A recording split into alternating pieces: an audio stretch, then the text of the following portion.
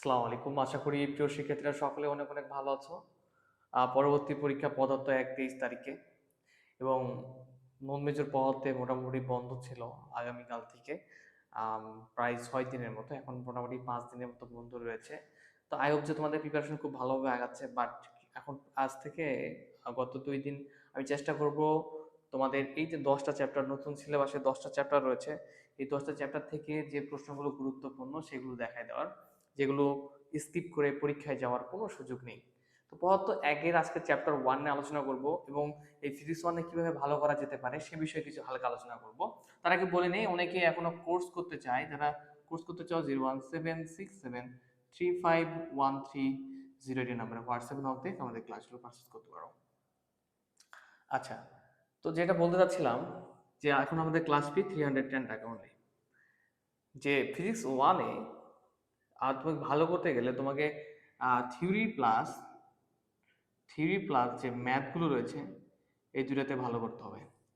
দেখা যাবে যে ১২টা প্রশ্নের মধ্যে ৮টা অ্যান্সার করতে হবে। তো তার মধ্যে ১ নাম্বার দিয়ে দেখা যাবে একটা থিওরি আছে, হয়তো ক দিয়ে থিওরি রয়েছে, খ দিয়ে একটা ম্যাথ মানে গাণিতিক সমস্যাবলী দিয়ে দিয়েছে।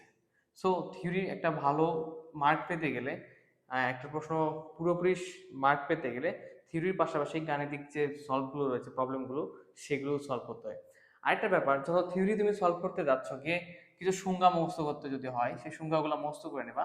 অনেক সময় দেখা যায় এই প্রশ্নগুলোতে সংজ্ঞা চলে আসে, সংজ্ঞা এসে কি হয় যে বলে যে কাকে বলে এবং সেটা থিওরিটা প্রুভ করে দাও।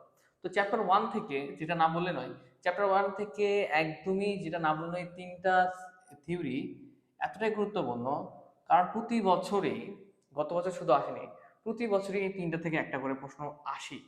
সে অনুযায়ী বলা যায় যে এই বছরও এই 3টা থিওরি থেকে সর্বনিম্ন ৬ মার্ক থেকে ১০ মার্ক কমন থাকবে। এই 3টা থিওরি থেকে কত মার্ক কমন থাকবে? ৬ থেকে ১০ মার্ক। সো এই 3টা থিওরি চ্যাপ্টার 1 থেকে সকলেই ভালো করে পড়বে। ঠিক আছে? এমন হতে পারে 2টাও আসতে পারে। তো আজকে শুধু চ্যাপ্টার 1 নিয়ে যেহেতু কথা বলবো, তো চ্যাপ্টার 1 এ এই থিওরি ব্যতীত, যেমন স্টোকসের উপপাদ্য আমি ক্লাস দেবো, এগুলো সমস্ত গ্রিনের উপপাদ্য, কোষের উপপাদ্য, এই 3টা থিওরি খুব ভালোভাবে পড়ে ফেলবা। এই থিওরি ব্যতীত আর যেগুলো পড়তে হবে, ধরো যে প্রমাণে রয়েছে চ্যাপ্টার 1 থেকে,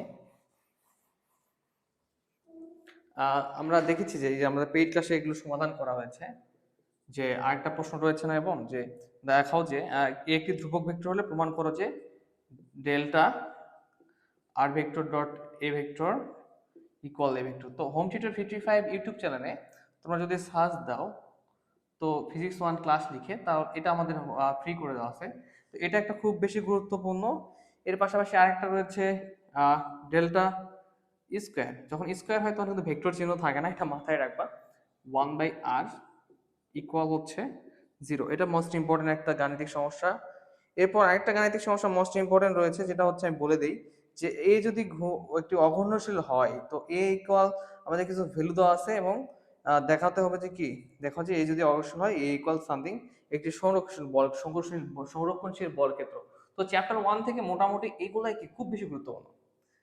তো খুব বেশি গুরুত্বপূর্ণ পরে তো সব প্রশ্নে অ্যান্সার করা যাবে না। দেখা যাবে যে তুমি 60% থেকে 50% মার্কস অ্যান্সার করতে পারবা, যে আমাদের সাজেশনে, পেড বেসের সাজেশনে দেওয়া হচ্ছে, পেজেও ফ্রি সাজেশন দেওয়া হচ্ছে, সেগুলো ফলো করতে হবে।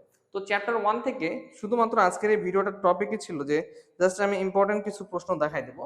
তো আরেকটা এখানে এখানে গুরুত্বপূর্ণ কি কি দেখি আর একটু গাণিতিক ম্যাথের মধ্যে, যে দেখো এই যে সলিনিয়েডাল বা হচ্ছে কার্ল নির্ণয়, দেখো সলিনিয়েডাল, সলি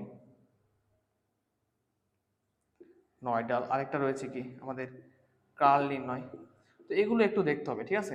তো চ্যাপ্টার 1টা মোস্ট ইম্পর্টেন্ট, কেন না খুব বেশি প্রশ্ন নাই, বাট কম প্রশ্ন পড়েও, ইম্পর্টেন্ট প্রশ্ন পড়ে ভালো মার্কস কমন পাওয়া যায়। টোটালি দেখা যাবে এখান থেকে 10 মার্ক তুমি কমন পাবা। সো সেই অনুযায়ী ভালোভাবে পড়তে হবে। আরেকটা কথা হচ্ছে যে এবারে প্রশ্ন প্যাটার্নটা একদমই আলাদা, তাই না? তো দেখা যাচ্ছে যে এবার তোমাদের নতুন সিলেবাসের চ্যাপ্টার হচ্ছে 10টা। তো এই 10টা চ্যাপ্টার থেকেই দেখা যাবে হয়তো 2 মার্কের জন্য, অথবা 4 মার্কের জন্য, অথবা 6 মার্কের জন্য, অথবা 10 মার্কের জন্য প্রশ্ন হবেই। কেননা 10টা চ্যাপ্টারই মোটামুটি গুরুত্বপূর্ণ। মোটামুটি গুরুত্বপূর্ণ বলতে বেশি গুরুত্বপূর্ণ, যেমন চ্যাপ্টার 1, চ্যাপ্টার 2, এরপরে চ্যাপ্টার 10 রয়েছে, চ্যাপ্টার 7 রয়েছে।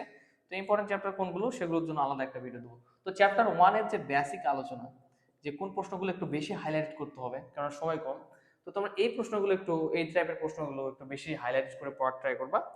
আর যদি বলি তো ঠিক আছে, আমাদের সাজেশন যেগুলো আছে বাকিগুলো একটু পড়ার চেষ্টা করবা। তো আজকের ভিডিওটা এ পর্যন্তই, জাস্ট আমি দেখাই দিলাম যে চ্যাপ্টার 1 থেকে কোন প্রশ্নগুলো আসলেই না পড়ে পরীক্ষার হলে ঢোকা উচিত না। ধন্যবাদ। তো পরবর্তী যে সাজেশন পর্ব চ্যাপ্টার 2 থেকে যে প্রশ্নগুলো একদমই পড়তে হবে, না পড়ে পরীক্ষার হলে ঢোকা যাবে না, সেরকম প্রশ্নগুলো দিয়ে দেবো। কম্পিটিটিভ কিভাবে সাথে থাকবো। আসসালামু আলাইকুম।